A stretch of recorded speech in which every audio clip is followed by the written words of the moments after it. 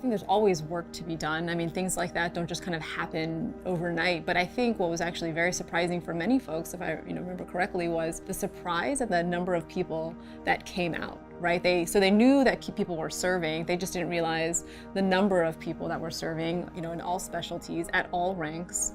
And I think once people understood just how many people were affected by this and how many people were currently serving, it was just like, oh, okay, this is, clearly we would not be able to do what we're doing now without these folks. And so I think in general, there's an appreciation for the contributions of the LGBT community, frankly in secret, now in open, and people know that there's no way to kind of to put a lid on that. You're not going to do that, and certainly you don't want to do that for the next generation of people that are going to serve, because obviously those discriminatory policies would not only affect the military, but they would affect communities like which I was a part of, which was the intelligence community, right? I mean, I think that's probably one of the longer threats that we're not thinking about in terms of these discriminatory policies, which is, if public service is seen as something that is off limits for a large population of our nation, then they're not going to go into the military. They're not going to go into the intelligence community. They're not going to go into these fields that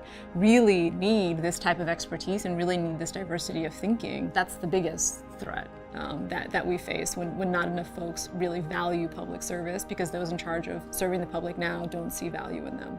The importance of the Ask and Tell project for me is those who have the ability to speak out and lead on this issue, and uniquely can do so from a position of experience, have the responsibility to do that.